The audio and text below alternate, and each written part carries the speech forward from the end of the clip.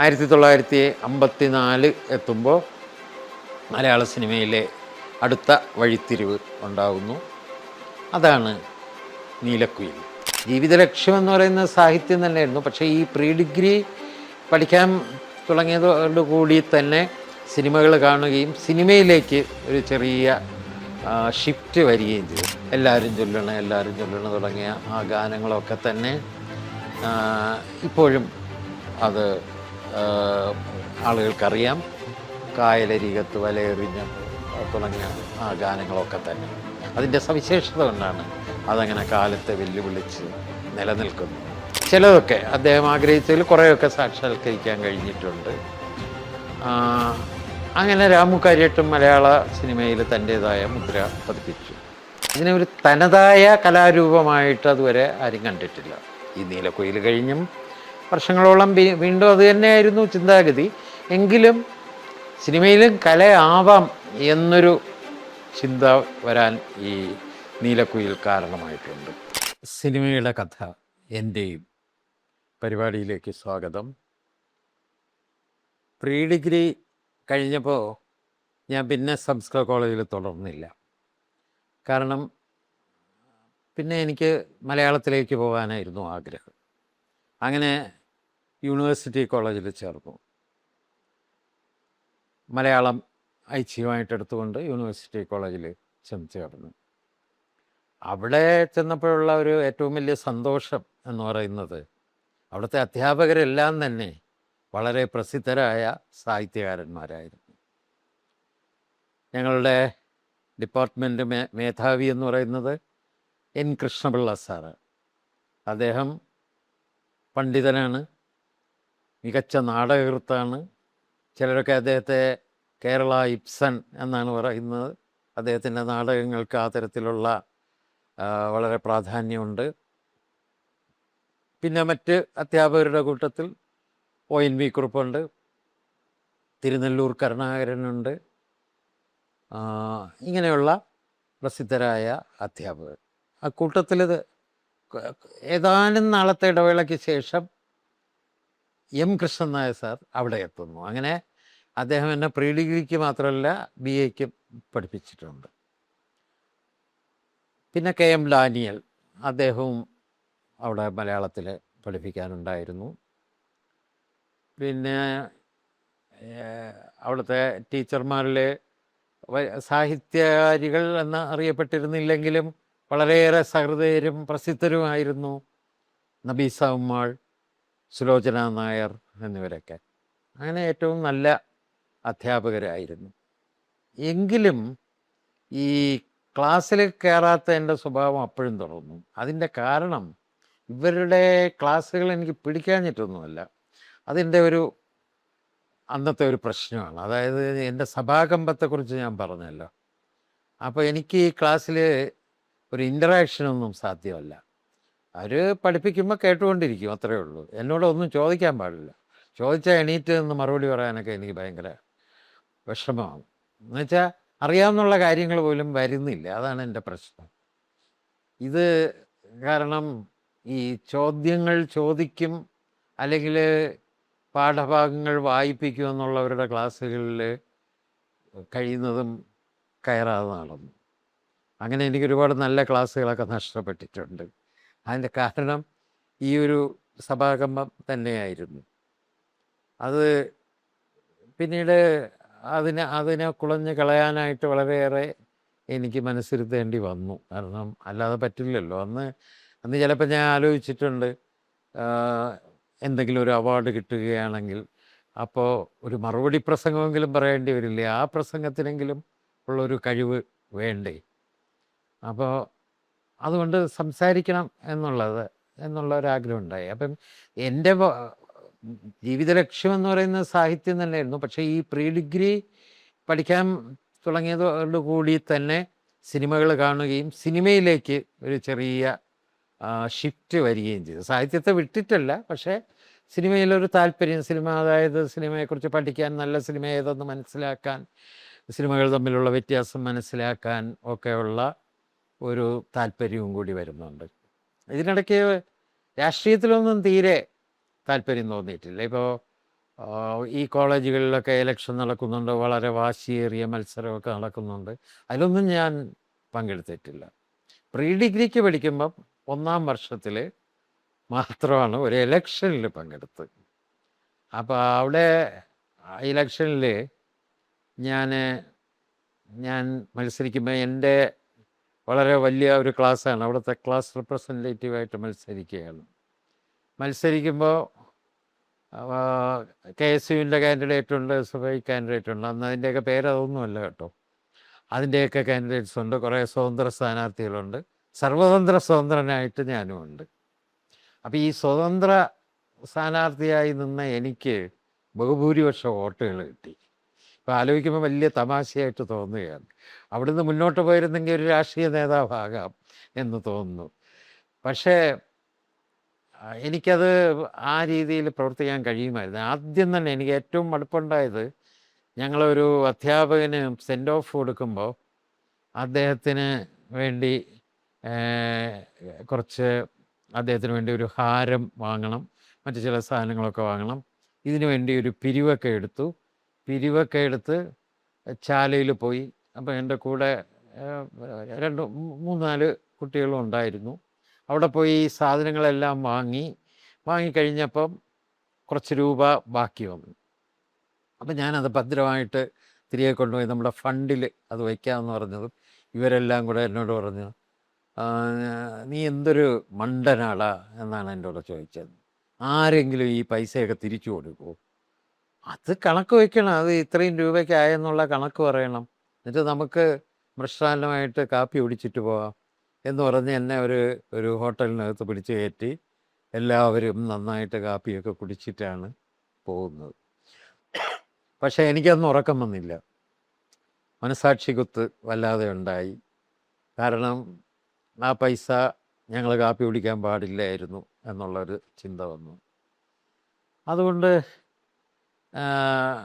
പിന്നെ എനിക്കിതിലൊന്നും ഒരു താല്പര്യവും തോന്നിയിട്ടില്ല. എൻ്റെ ഒരു രാഷ്ട്രീയമൊക്കെ അവിടെ വെച്ച് തീർന്നു. യൂണിവേഴ്സിറ്റി കോളേജിൽ വരുമ്പം കുറച്ചും കൂടി രാഷ്ട്രീയമായ തർക്കങ്ങളും പ്രശ്നങ്ങളും ഒക്കെ നടക്കുന്ന സ്ഥലമാണത്. അന്ന് യൂണിവേഴ്സിറ്റി കോളേജ് എന്ന് പറയുമ്പോൾ KSUവിൻ്റെ ഒരു കോട്ടയാണ്. അവിടെ ഞാൻ BAക്ക് ആദ്യ വർഷം ചെന്നപ്പോഴുള്ള ഇലക്ഷനെ കുറിച്ച് എനിക്ക് നല്ല ഓർമ്മയുണ്ട്. അന്ന്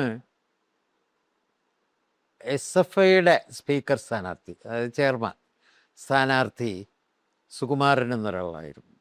അപ്പോൾ ഈ സുകുമാരൻ അന്ന് MAക്ക് സെക്കൻഡ് ഇയർ പഠിക്കുകയാണ്, ഇംഗ്ലീഷ് MAക്ക് സെക്കൻഡ് ഇയർ. വളരെ സുന്ദരനായ വാഗ്മിയായ ഒരാൾ. KSUവിൻ്റെ ഒരു കാൻഡിഡേറ്റും ഉണ്ട്. ക്ലാസ്സിലൊക്കെ വന്ന് ഇവരിങ്ങനെ കോരം പ്രസംഗിക്കുന്നു. അപ്പോൾ സുകുമാരൻ പ്രസംഗിക്കുന്നത് വളരെ രസകരമായിരുന്നു. അദ്ദേഹം കേരളത്തിലെ കാര്യവും ഇന്ത്യയിലെ കാര്യവും ഒന്നും അല്ല പറയുന്നു, ലാറ്റിൻ അമേരിക്കയിലെ കാര്യം, റഷ്യയിലെ കാര്യം, അതൊക്കെ പറഞ്ഞാണ് പ്രസംഗം. അപ്പം ഞാൻ വിചാരിച്ചത് അദ്ദേഹം ജയിക്കുമെന്നാണ്. ഞാൻ എന്തായാലും അദ്ദേഹത്തിനാണ് വോട്ട് കൊടുത്തത്. SFI കാൻഡിഡേറ്റായ സുകുമാരനാണ് വോട്ട് കൊടുത്തത്.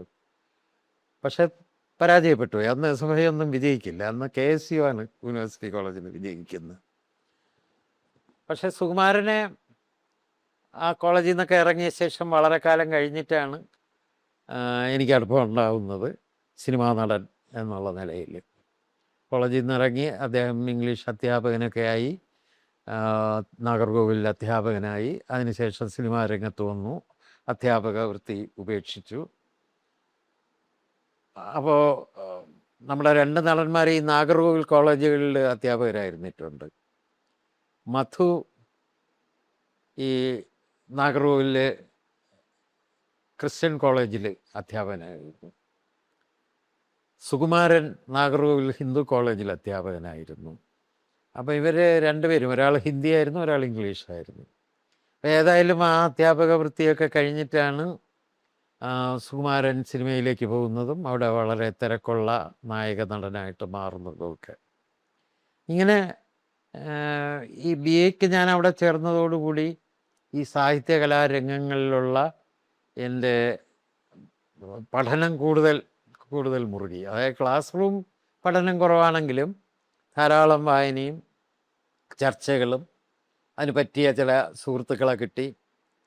BA എൻ്റെ കൂടെ പഠിച്ച എൻ്റെ ക്ലാസ്സിൽ തന്നെ ഉണ്ടായിരുന്ന ഒരാൾ, എനിക്ക് ഏറ്റവും അടുപ്പമുണ്ടായിരുന്നുള്ള വ്യക്തി പി രവികുമാറാണ്. രവികുമാർ അന്നും എഴുതാൻ കഴിവുണ്ടെങ്കിലും വളരെ അപൂർവമായിട്ട് മാത്രം എഴുതുന്നയാളാണ്. അന്നും ഞങ്ങൾ തമ്മിൽ വളരെ വേവ് ലെങ്ത് ഉണ്ടായിരുന്നു. അപ്പോൾ അദ്ദേഹവും ഞാനും സാഹിത്യത്തെക്കുറിച്ച് ധാരാളം സംസാരിക്കും. അന്ന് അദ്ദേഹം കുറച്ചൊരു ആധുനിക സാഹിത്യത്തിൻ്റെ വശത്താണ് അദ്ദേഹം നിന്നത്. എനിക്കും ആധുനിക സാഹിത്യത്തോടായിരുന്നു താല്പര്യം. അപ്പോൾ ഈ മലയാള സാഹിത്യത്തിലെ ആധുനികത ഇങ്ങനെ കത്തിക്കാളി വരുന്ന കാലമാണല്ലോ. അപ്പോൾ അതോടൊപ്പമാണ് ഞങ്ങൾ സഞ്ചരിച്ചിരുന്നത്. അങ്ങനെ ഒരു ഗ്രൂപ്പ് ഉണ്ടായിരുന്നു അവിടെ. ആ ഗ്രൂപ്പ് പലപ്പോഴും അരാജകവാദത്തിലോളം ചെന്നിരുന്നു. എനിക്കിപ്പോഴും ഒരു പോസ്റ്റർ ഓർമ്മയുണ്ട്.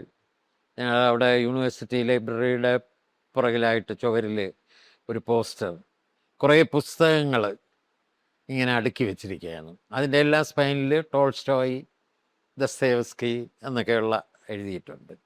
ഒരാൾ നിന്ന് അതിൻ്റെ പുറത്തുകൂടെ മൂത്രം ഒഴിക്കുകയാണ്. എന്നിട്ട് മുകളിൽ എഴുതിയിരിക്കുകയാണ് പിസ് ഓൺ ദി ഓൾഡ് ബുൾസ്. അതായിരുന്നു സാഹിത്യത്തിലെ ധാരണ. ഇവരുടെ പഴയ ആളുകളെയൊക്കെ ഒഴിവാക്കണം, പുതിയ വരണം എന്നുള്ള ഒരു ചിന്തയായിരുന്നു അവിടെ. അതുകൊണ്ട് വളരെയേറെ ചർച്ചകളും സിനിമ കാണലും സിനിമയെക്കുറിച്ചുള്ള ചർച്ചകളും ഒക്കെ മുറുകി വരുന്നുണ്ട്. എന്ന് മാത്രമല്ല, എനിക്കവിടെ ഞങ്ങളുടെ ക്ലാസ്സിലല്ലാത്ത ചില സുഹൃത്തുക്കളെയും കിട്ടുന്നുണ്ട്. മറ്റു ചില വിഷയങ്ങൾക്ക് പഠിക്കുന്ന സമാന ഹൃദയരായ ചില ആൾക്കാരെയൊക്കെ പരിചയപ്പെടുന്നു. അപ്പോൾ അവരൊക്കെ ചേർന്നിട്ടിങ്ങനെ സംഗമം എന്ന പേരിലൊരു ക്യാമ്പസ് പ്രസിദ്ധീകരണം തുടങ്ങുന്നു. ഈ സംഗമം ആദ്യം ഒരു പുസ്തക രൂപത്തിലാണ് അടിച്ചത്, ഒരു വർഷം. അന്നൊക്കെ ക്യാമ്പസ് പ്രസിദ്ധീകരണങ്ങളൊക്കെ എന്ന് പറഞ്ഞാൽ വളരെ അപൂർവമാണ്. അപ്പോൾ ഈ ആദ്യ സംഗമം വരുമ്പം എനിക്കതിൽ നേരിട്ട് ബന്ധമില്ല. അവരെന്നോട് ഒരു കൃതി ചോദിച്ചു, ഞാനത് കൊടുത്തു എന്നേ ഉള്ളൂ. ആദ്യത്തെ സംഗമത്തിലും രണ്ടാമത്തെ സംഗമത്തിലും എൻ്റെ കഥകൾ ഉണ്ട്. രണ്ടാമത്തെ സംഗമം കഴിഞ്ഞതോടുകൂടി ഞങ്ങൾ ഈ ഡിഗ്രി കഴിഞ്ഞ് എല്ലാവരും ഓരോ വഴിക്കായിട്ട് പിരിഞ്ഞു പോവുകയാണ് ചെയ്യുന്നത്. ഏതായാലും അങ്ങനെ വളരെ സാഹിത്യ നിർഭരമായ വർഷം തന്നെയായിരുന്നു. സിനിമയും വളരെയേറെ സിനിമകൾ കാണുന്നുണ്ട്. ഫിലിം സൊസൈറ്റി സ്ക്രീനിങ്ങിലേക്കൊന്നും പോയിട്ടില്ല, പക്ഷെ തിയേറ്ററിൽ തന്നെ വരുന്ന വ്യത്യസ്തമായ സിനിമകൾ കാണാൻ ശ്രദ്ധ വയ്ക്കുന്നുണ്ട്. ഒപ്പം സിനിമയെക്കുറിച്ചുള്ള പുസ്തകങ്ങൾ വായിക്കുന്നുണ്ട്. അങ്ങനെ സിനിമയെക്കുറിച്ചുള്ള അറിവ് കിട്ടാനായിട്ട് ശ്രമിച്ചുകൊണ്ടിരിക്കുകയായിരുന്നു. അപ്പം നമ്മൾ 1953 ഇറങ്ങിയ തിരമാല വരെയാണ് സിനിമയുടെ കഥയിൽ പറഞ്ഞു പോകുന്നത്. 1954 എത്തുമ്പോൾ മലയാള സിനിമയിലെ അടുത്ത വഴിത്തിരിവ് ഉണ്ടാകുന്നു. അതാണ് നീലക്കുയിൽ. ചന്ദ്രതാര പ്രൊഡക്ഷൻസിൻ്റെ ബാനറിൽ TK പരീക്കുട്ടി നിർമ്മിക്കുകയും P ഭാസ്കരൻ, രാമു കാര്യാട്ട് എന്നിവർ ചേർന്ന് സംവിധാനം ചെയ്യുകയും A വിൻസെൻ്റ് ഛായാഗ്രഹണം നിർവഹിക്കുകയും ചെയ്ത നീലക്കുയിൽ ധാരാളം പ്രത്യേകതകളുള്ള ഒരു സിനിമയായിരുന്നു അത്. അപ്പോൾ ഈ 1950 എന്ന് പറയുന്നത് ഇന്ത്യൻ സിനിമയെ സംബന്ധിച്ച് തന്നെ പൊതുവെ മാറ്റത്തിൻ്റെ ഒരു ദശകമായിരുന്നു. അപ്പം ഇന്ത്യൻ സിനിമയിലും കാര്യമായ ചലനങ്ങളൊന്നും അതുവരെ നടന്നിട്ടില്ല. ചില മികച്ച സംവിധായകരൊക്കെ ഉണ്ടായിട്ടുണ്ട്. ബംഗാളിൽ നിന്ന് PC ബറുവ എന്ന സംവിധായകനുണ്ടായിരുന്നു. അദ്ദേഹമാണ് ആദ്യമായിട്ട് ദേവദാസ് സിനിമയാക്കിയത്. പിന്നെ V ശാന്താറാം എന്നൊരു സംവിധായകൻ, അദ്ദേഹം നിശബ്ദ സിനിമ കാലത്തെ പ്രവർത്തനം തുടങ്ങിയ ആളാണ്.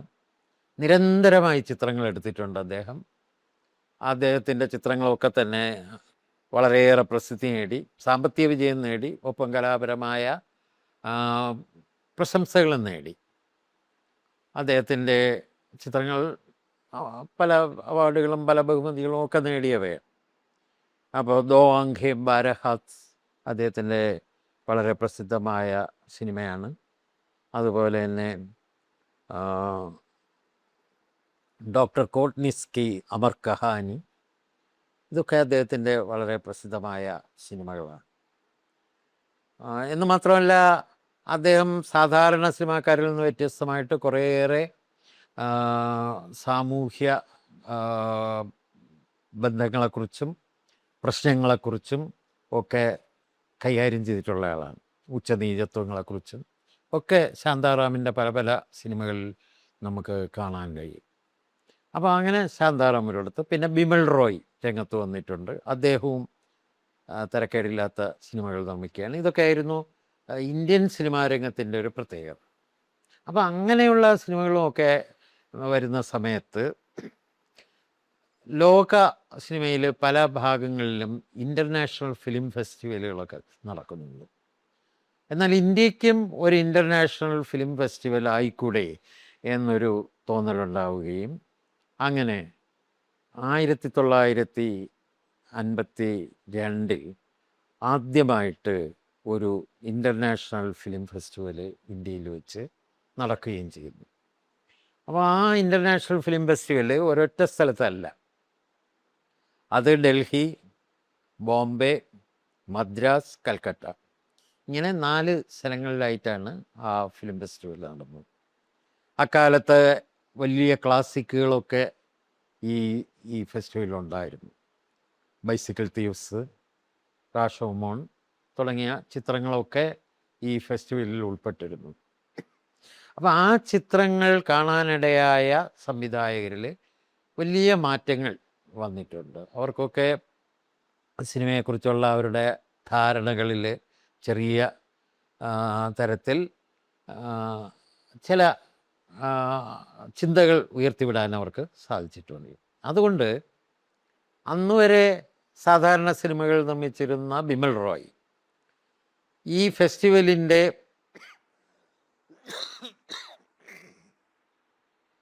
അന്നുവരെ സാധാരണ സിനിമകൾ സംവിധാനം ചെയ്തുകൊണ്ടിരുന്ന ബിമൽ റോയ് ഈ ഫെസ്റ്റിവലിൻ്റെ ഒരു ഉപോൽപ്പന്നം എന്നുള്ള നിലയിലാണ്, അല്ലെങ്കിൽ അതിൻ്റെ പ്രചോദനം ഉൾക്കൊണ്ടിട്ടാണ് ദോ ബീഘ സമീൻ എന്ന ചിത്രം എടുക്കുന്നത്. വളരെ പ്രസിദ്ധമായ ചിത്രമാണ് ദോ ബീഘ സമീൻ.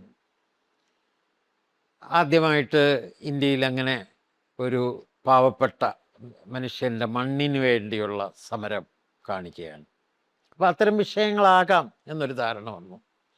അതുപോലെ രാജ് കപൂർ, അന്നത്തെ ഇന്ത്യൻ സിനിമയിലെ ഗ്ലാമർ ബോയ് ആയിരുന്നു രാജ് കപൂർ, ധാരാളം ആരാധകരുള്ള നടൻ. ഒപ്പം അദ്ദേഹം സംവിധായകനുമായി. അദ്ദേഹം സംവിധാനം ചെയ്ത ചിത്രങ്ങൾ, ഈ ഫെസ്റ്റിവലിലെ ചിത്രങ്ങൾ കണ്ടു കഴിഞ്ഞതോടുകൂടി അതിലും ഒരു മാറ്റം ഉണ്ടാകുന്നുണ്ട്. അദ്ദേഹത്തിൻ്റെ ചിത്രങ്ങളിൽ ബൂട്ട് പോളിഷ്, ശ്രീ 420 തുടങ്ങിയ ചിത്രങ്ങളൊക്കെ അതിൻ്റെ പ്രതിഫലനങ്ങളാണ്. അപ്പോൾ ഏറ്റവും കലാപരമായ രീതിയിൽ ജീവിത യാഥാർത്ഥ്യങ്ങൾ അദ്ദേഹം സിനിമയിൽ അവതരിപ്പിക്കുന്നു. ഈ തരത്തിൽ ഇന്ത്യൻ സിനിമയിൽ പല മാറ്റങ്ങളുണ്ടാവുകയാണ്. പുതിയ സിനിമയെ ഉൾക്കൊള്ളാനും കലാപരമായ സിനിമ എന്തെന്ന് മനസ്സിലാക്കാനും നമ്മൾ ചെയ്യുന്നതല്ല യഥാർത്ഥമായ സിനിമ എന്നുള്ള ഒരു അറിവ് ഉൾക്കൊള്ളാനും ഒക്കെ ആളുകൾക്ക് കഴിയുന്നു. അങ്ങനെ 1950 ഇതിൻ്റെയൊക്കെ ഒരു തുടർച്ചയായിട്ടാണ് 1955 സത്യജിത് റായിയുടെ പഥേർ പാഞ്ചാലി പുറത്തു വരുന്നത്. അപ്പോൾ ഇൻ്റർനാഷണൽ ഫിലിം ഫെസ്റ്റിവൽ വരുന്നു. അതിൻ്റെ കൂടെ തന്നെ ഇൻ്റർനാഷണൽ ഫിലിം ഫെസ്റ്റിവൽ ഉണ്ടാക്കിയ ആ ഉണർവിൻ്റെ ഭാഗമായിട്ട് ഇന്ത്യയിൽ നിർമ്മിക്കപ്പെടുന്ന കലാപരമായ ചിത്രങ്ങൾക്ക് അവാർഡുകൾ നൽകണം എന്നൊരു ചിന്തയുണ്ടാകുന്നു. അങ്ങനെയാണ് 1954 ദേശീയ അവാർഡുകൾ ഏർപ്പെടുത്തിയത്. ദേശീയ അവാർഡുകൾ ഏർപ്പെടുത്തുന്ന 1954 മുതൽ തുടർച്ചയായിട്ട് എല്ലാ വർഷവും ഏറ്റവും മികച്ച ചിത്രത്തിനും ഒക്കെ അവാർഡ് നൽകുന്നു. ആദ്യം കുറച്ച് അവാർഡുകളാണ് ഉണ്ടായിരുന്നത്. പിന്നെ ഓരോ വർഷവും ഈ കമ്മിറ്റികളുടെയൊക്കെ നിർദ്ദേശങ്ങൾക്കനുസരിച്ചുമൊക്കെ അവാർഡുകൾ വിപുലപ്പെടുത്തി ഇപ്പോൾ ധാരാളം ഉപവിഭാഗങ്ങളിലായിട്ട് അവാർഡുകൾ കൊടുക്കുന്നുണ്ട്. ഈ നടീനടന്മാരുടെ അവാർഡുകളുമൊക്കെ പിൽക്കാലത്ത് വരുന്നതാണ്. ആദ്യം അങ്ങനെ അവാർഡില്ലായിരുന്നു. നമ്മുടെ 60കളുടെ തുടക്കത്തിലും ഈ ചെമ്മീൻ അവാർഡ് കിട്ടുമ്പോഴും ഒന്നും ഈ മികച്ച നടൻ എന്നൊരു അവാർഡില്ല. അത് കഴിഞ്ഞിട്ട് 2 വർഷം കൂടെ കഴിയുമ്പോഴാണ് മികച്ച നടനുള്ള നാഷണൽ അവാർഡ് വരുന്നതും ആദ്യത്തെ അവാർഡ് ഉത്തം കുമാർ കൊണ്ടുപോകുന്നതും ഒക്കെ. അപ്പോൾ അങ്ങനെ ചലനാത്മകമായ ഒരു ദശകമായിരുന്നു 50കൾ. ആ ചലനാത്മകത അതേപോലെ ഉൾക്കൊള്ളാൻ മലയാള സിനിമയ്ക്ക് കഴിഞ്ഞു എന്ന് പറഞ്ഞുകൂടാ. അതിന് കാരണം ഈ പറഞ്ഞ ഇൻ്റർനാഷണൽ ഫിലിം ഫെസ്റ്റിവലൊന്നും നമ്മുടെ സിനിമാക്കാർ കണ്ടിട്ടൊന്നുമില്ല. പക്ഷേ നമ്മുടെ സിനിമാക്കാർ അതിനെക്കുറിച്ചൊക്കെ അറിയുകയും നല്ല സിനിമ എന്നൊരു സങ്കല്പത്തിലേക്ക് വരാൻ അവർ ആഗ്രഹിക്കുകയും ചെയ്തു. അതിന് സിനിമാക്കാരെ പോലെ തന്നെ ചില സാഹിത്യകാരന്മാർക്കും അതിനെക്കുറിച്ചുള്ള ഒരു ബോധമുണ്ടായിരുന്നു. അങ്ങനെയാണ് നീലക്കുയിലിലേക്ക് വരുന്നത്. നീലക്കുയിൽ വെറുതെ തട്ടിക്കൂട്ടിയ ഒരു കഥയൊന്നുമല്ല. ജീവിതത്തിൻ്റെ പല തലങ്ങളിലുള്ളവരെ അവതരിപ്പിച്ച് ഏറ്റവും പാവപ്പെട്ട മനുഷ്യർ, ഏറ്റവും സാധാരണക്കാരായ മനുഷ്യരെ കഥാപാത്രങ്ങളാക്കി ഒരു പ്രണയകഥ അവതരിപ്പിക്കാനായിരുന്നു അവർ ശ്രമിച്ചത്.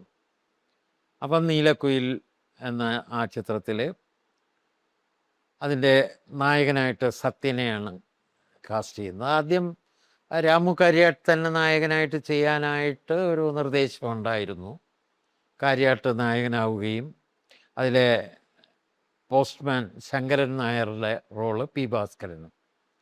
ഒടുവിൽ പി ഭാസ്കരൻ്റെ വേഷത്തിൽ അദ്ദേഹം തന്നെ അഭിനയിച്ചിട്ടുണ്ട് ഈ പോസ്റ്റ്മാൻ്റെ വേഷത്തിൽ.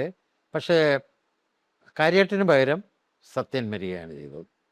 അതുപോലെ നായികയായിട്ട് അന്നത്തെ ഏറ്റവും മികച്ച നടിയായ മിസ് കുമാരി വരുന്നു. കാരണം മിസ് കുമാരിയാണ് അക്കാലത്ത് തുടരെ സിനിമകളിൽ പ്രത്യക്ഷപ്പെട്ടിരുന്ന ഏക നായിക. അപ്പം മിസ് കുമാരി തന്നെയാണ് അതിൽ നായികയാവുന്നു. ഇത് കഴിഞ്ഞ് ധാരാളം പുതുമുഖങ്ങളും ഒക്കെ വന്നു. നിരവധി പ്രത്യേകതകളുണ്ട് ഈ തരത്തിൽ കഥയ്ക്കുള്ള പ്രത്യേകത. ഇനി തിരക്കഥ എഴുതാനായിട്ടോ, അതുവരെ സാഹിത്യകാരന്മാരൊക്കെ തിരക്കഥകൾ എഴുതിയിട്ടുണ്ടെങ്കിലും സാഹിത്യരംഗത്ത് അവർക്ക് അത്ര വലിയ സ്ഥാനമൊന്നും ഉണ്ടായിരുന്നില്ല പല സാഹിത്യകാരന്മാർക്കും. അതുവരെ ഈ തിരക്കഥാരചന നടത്തിയിട്ടുള്ളത് ഇപ്പോൾ മുൻഷി പരമുള്ള, T N Gopinathan Nair, N B Chellappan Nair, ഇങ്ങനെയൊക്കെ ധാരാളം പേര് എഴുതിയിട്ടുണ്ട്. പക്ഷേ നീലക്കുയിൽ എഴുതുന്നത് ഉറൂബാണ്. ഉറൂബ് അദ്ദേഹത്തിൻ്റെ കൃതികളിലൂടെ മലയാള സാഹിത്യത്തിൽ വളരെ വലിയ ഒരു സ്ഥാനം നേടിക്കഴിഞ്ഞിരുന്നു. ഉമ്മാച്ചും സുന്ദരികളും സുന്ദരന്മാരും ഒക്കെ എഴുതുന്ന ഉമ്മാച്ച് ഉറൂബ്. അപ്പം ഉറൂബ് അതിന് തിരക്കഥ എഴുതുന്നു. പി ഭാസ്കരൻ ഗാനങ്ങൾ രചിക്കുന്നു. കോഴിക്കോട് ആകാശവാണിയിൽ സുഹൃത്തുക്കളായിരുന്ന സഹപ്രവർത്തകരായിരുന്നു പി ഭാസ്കരനും ഉറൂബും കെ രാഘവനും ഒക്കെ. അപ്പോൾ കെ രാഘവൻ്റെ കഴിവ് മനസ്സിലാക്കിയിട്ടുള്ള ഭാസ്കരൻ കെ രാഘവനെ സംഗീത സംവിധായകനായിട്ട് വിളിക്കുന്നു. ടി കെ പരീക്കുട്ടി എന്ന് പറയുന്ന ഒരു വ്യവസായിയാണ് ഇതിനെ പണം മുടക്കാനായിട്ട് മുന്നോട്ട് വരുന്നത്. അദ്ദേഹത്തിൻ്റെ ബാനർ ചന്ദ്രതാര, അത് മലയാളത്തിൽ തുടക്കം കുറിക്കുന്നത് നീലക്കുയിൽ എന്ന സിനിമയിലൂടെ. പിന്നീട് വളരെ കാലം ചന്ദ്രതാരയിലൂടെ ചിത്രങ്ങൾ വന്നിട്ടുണ്ട്. പക്ഷേ ഈ ചന്ദ്രതാര അങ്ങനെ നിരന്തരമായി സിനിമകൾ നിർമ്മിച്ചിട്ടില്ല. നിർമ്മിച്ചതിൽ ഒട്ടുമുക്കാലും സിനിമകൾ കഴമ്പുള്ള സിനിമകളാണ്, നല്ല സിനിമകളാണ് നിർമ്മിക്കാൻ അവർ ശ്രമിച്ചിട്ടുള്ളത്. ഈ നീലക്കുയിലിന് ശേഷം തന്നെ അവരടുത്തായിട്ട് നിർമ്മിച്ച രാരിച്ചൻ എന്ന പൗരൻ, മുടിയനായ പുത്രൻ, ഭാർഗവീ നിലയം, ഇതെല്ലാം വളരെ പ്രസിദ്ധമായ ചിത്രങ്ങളാണ്. അങ്ങനെ മലയാള സിനിമയിൽ ഒരു നിർമ്മാതാവെന്ന നിലയിൽ നമ്മൾ വളരെയേറെ സ്ഥാനം നൽകേണ്ട ഒരാളാണ് ടി കെ പരീക്കുട്ടി എന്ന നിർമ്മാതാവ്. അദ്ദേഹത്തിൻ്റെ ബാനറാണ് ചന്ദ്രതാര. അപ്പോൾ അങ്ങനെ നീലക്കുയിലിൽ ധാരാളം നല്ല ഘടകങ്ങൾ ഒത്തുചേർന്നു. അതോടൊപ്പം മലയാള ചലച്ചിത്ര ഗാനങ്ങളും ഒരു മാറ്റത്തിലേക്ക് നീങ്ങി. അതുവരെ നമ്മുടെ പടങ്ങളിലെല്ലാം ഗാനങ്ങളുണ്ടായിരുന്നു. പക്ഷേ ഈ ഗാനങ്ങളിൽ മൗലികമായ സംഗീതമൊന്നുമില്ലായിരുന്നു. മിക്കവാറും പോപ്പുലറായ ഏതെങ്കിലും ഹിന്ദി ഗാനങ്ങളുടെ താളമൊപ്പിച്ച് എഴുതുകയും അത് തന്നെ റെക്കോർഡ് ചെയ്ത് പാട്ടാക്കുകയും ചെയ്യും. അപ്പോൾ അതുകൊണ്ട് വളരെ കൃത്രിമമായിരുന്നു മിക്കവാറും വരികളും ഈണങ്ങളും എല്ലാം. നീയൻ ചന്ദ്രന് ഞാൻ നിൻ ചന്ദ്രിക എന്നൊക്കെ പറയുന്ന ഈ ഗാനങ്ങളൊക്കെ വളരെയേറെ ഹിന്ദിയുടെ അനുകരണങ്ങളായി ആയിരുന്നു. അന്നുവരെ മലയാളത്തിലെ സിനിമാ ഗാനങ്ങൾ ഹിന്ദി ഗാനങ്ങളുടെയും തമിഴ് ഗാനങ്ങളുടെയും അനുകരണങ്ങളായിരുന്നു. ഹിന്ദി ഇപ്പോൾ ഗാനങ്ങൾ പോപ്പുലറായ ഹിന്ദി ഗാനങ്ങളുടെ ആ ട്യൂണുകളെ മോഷ്ടിച്ച് അനുകരിച്ച് ഗാനങ്ങളുണ്ടാക്കുകയായിരുന്നു പതിവ്. സംഗീത സംവിധായകന് പ്രത്യേകിച്ച് ജോലിയൊന്നുമില്ല, ഓർക്കസ്ട്ര കണ്ടക്ട് ചെയ്യുക എന്നുള്ളത് മാത്രമേ ഉള്ളൂ. അങ്ങനെയായിരുന്നു പാട്ടുകൾ. അതുകൊണ്ട് തന്നെ ഈ ഗാനങ്ങൾ എഴുതിയിരുന്നവരും ഒട്ടുമിക്കവരും വലിയ കവികളൊന്നും ആയിരുന്നില്ല, വലിയ പദപരിചയമുള്ളവരൊന്നും ആയിരുന്നില്ല. അതുകൊണ്ട് ഗദ്യം പോലെയൊക്കെ തന്നെ ഇരിക്കുമായിരുന്നു ഇവരുടെ വരികളുമൊക്കെ. പി ഭാസ്കരൻ ഗാനരചയിതാവായി വന്നപ്പോൾ ഗാനരചനയുടെ കാര്യത്തിലൊരു മാറ്റമുണ്ടായെങ്കിലും നല്ല സംഗീതത്തിൻ്റെ ഒരു അകമ്പടി അതിനുണ്ടായില്ല. അതിനിടയ്ക്ക് അഭയദേവും ഗാനരചയിതാവായിട്ട് വന്നിട്ടുണ്ട്. ഈ ഒരു കാലഘട്ടത്തിൽ ദക്ഷിണാമൂർത്തി രംഗത്ത് വന്നു കഴിഞ്ഞിരിക്കുന്നു. എങ്കിലും ഒരു മാറ്റം, സമൂലമായ ഒരു മാറ്റം ചലച്ചിത്ര ഗാനത്തിനുണ്ടാവുന്നത് ഈ നീലക്കുയിലൂടെയാണ്. നീലക്കുയിലിൽ പി ഭാസ്കരൻ അദ്ദേഹത്തിൻ്റെ ആ കഴിവിനനുസരിച്ച്, അദ്ദേഹത്തിൻ്റെ പ്രത്യേകമായൊരു കഴിവെന്ന് പറയുന്നത് നമ്മൾ ഉടനീളമുള്ള ആ ഗാനരചനയുടെ പ്രത്യേകത നോക്കിയാൽ വളരെ പ്രസിദ്ധമായ ഈ നാടോടി ഗാനങ്ങളൊക്കെ അദ്ദേഹത്തിന് ഹൃദിസ്ഥമാണ്. ഈ നാടോടി ഗാനങ്ങളുടെ സംസ്കാരമുണ്ട്, മാപ്പിളപ്പാട്ടുകളുടെ സംസ്കാരമുണ്ട്. അപ്പം അതെല്ലാം ചേർന്ന വളരെ നാടനായ തനതായ ഒരു ഗാനരചനാ സമ്പ്രദായമാണ് അദ്ദേഹത്തിൻ്റെ. അതോടൊപ്പം തന്നെ അദ്ദേഹത്തിന് സംസ്കൃതത്തിലും ഉന്നതമായ കാവ്യ രീതികളിലും ഒക്കെ അവഗാഹമുണ്ടായിരുന്നു. ഇതെല്ലാം കൂടെ ചേർന്ന ഒരു പ്രത്യേക ഒരു കവിതാ രീതിയാണ് പി ഭാസ്കരൻ്റെ.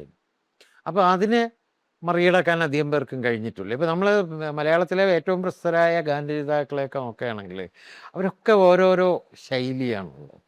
പി ഭാസ്കരൻ്റെ ശൈലിയല്ല വയലാറിന്, വയലാറിൻ്റെ രീതിയല്ല ഒ എൻ വി കുറുപ്പിന്, ഒ എൻ വി കുറുപ്പിൻ്റെ അല്ല ശ്രീകുമാരൻ നമ്പിക്ക്. ഇതിൽ പി ഭാസ്കരനാണ് ഏറ്റവും അധികം ആഴമുള്ള കവിതകൾ, ഗാനങ്ങൾ എഴുതിയത്. കവിതകളിൽ നിന്നും വളരെയേറെ വ്യത്യാസമൊന്നുമില്ല അദ്ദേഹത്തിൻ്റെ ഗാനങ്ങൾക്ക്. അപ്പോൾ അങ്ങനെയുള്ള ആ ഗാനങ്ങൾ ആദ്യമായിട്ട് വരികയും അതിന് കെ രാഘവൻ സംഗീതം പകരുകയും ചെയ്തു. കെ രാഘവനും ഈ തരത്തിൽ മലയാളത്തിൻ്റെ തനതായ ഈണങ്ങളെക്കുറിച്ചൊക്കെ ബോധമുള്ള ആളായിരുന്നു. അതുകൊണ്ട് അദ്ദേഹം അതിന് വളരെ ഉചിതമായ തരത്തിൽ സംഗീതം പകർന്നു.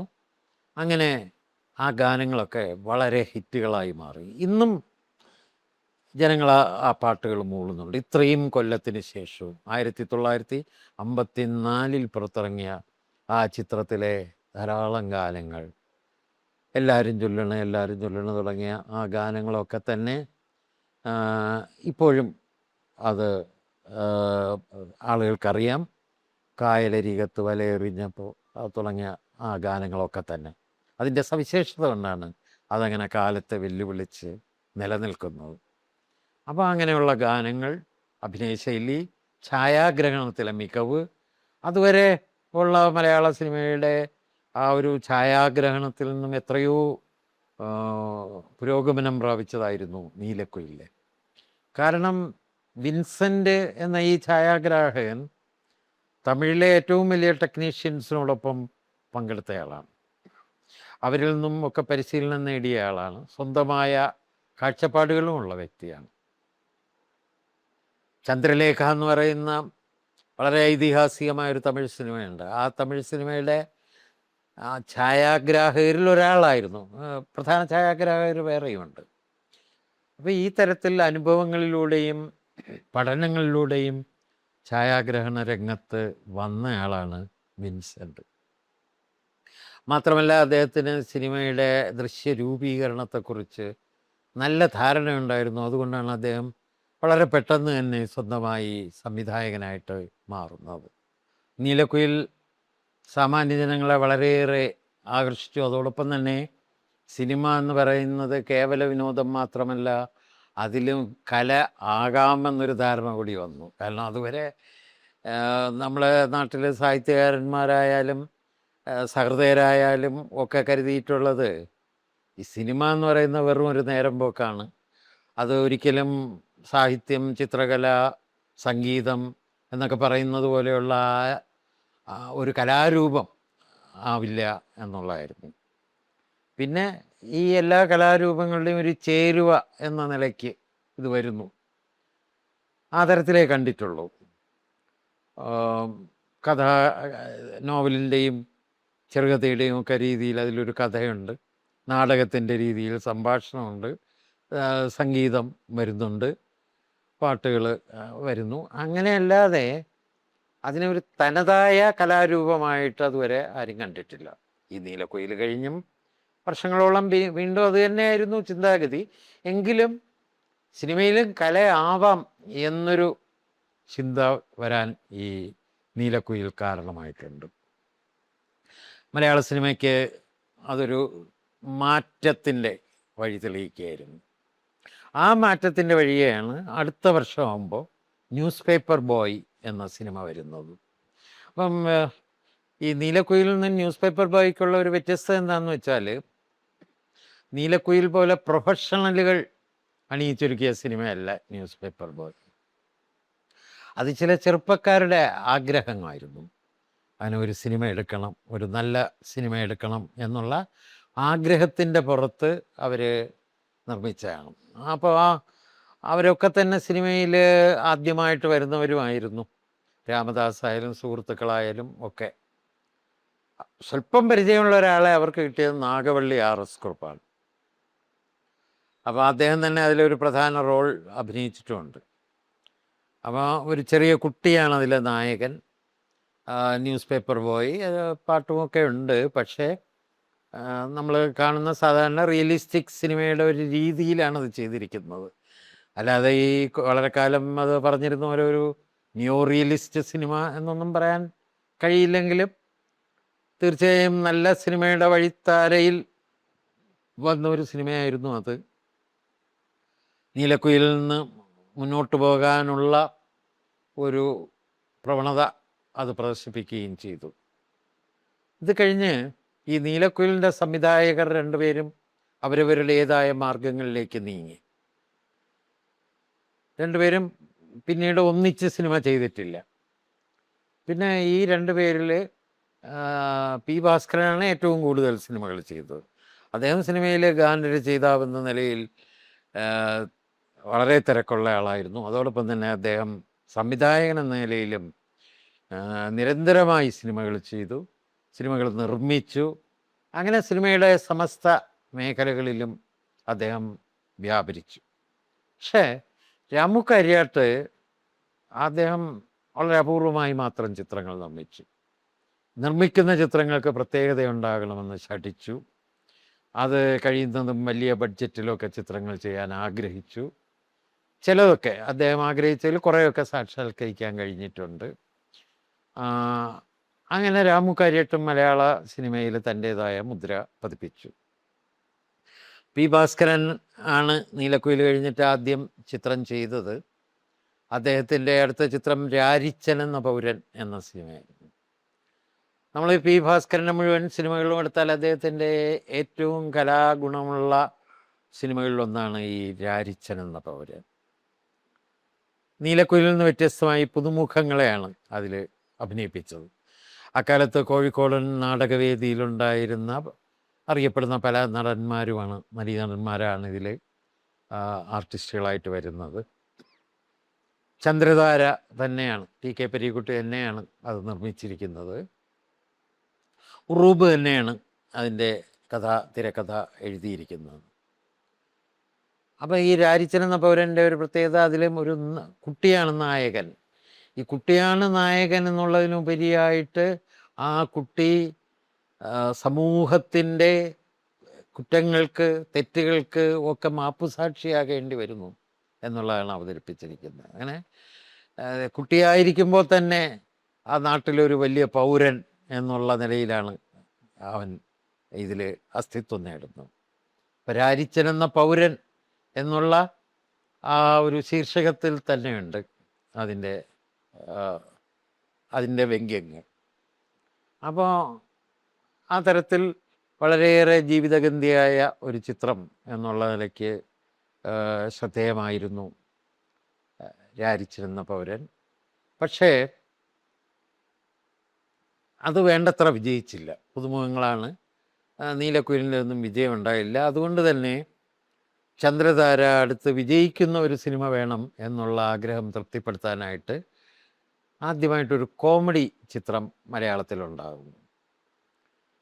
നമുക്ക് മലയാളത്തിൽ ഒരു കാലത്ത് അങ്ങനെ കോമഡി ചിത്രങ്ങൾ വന്നിട്ടില്ല.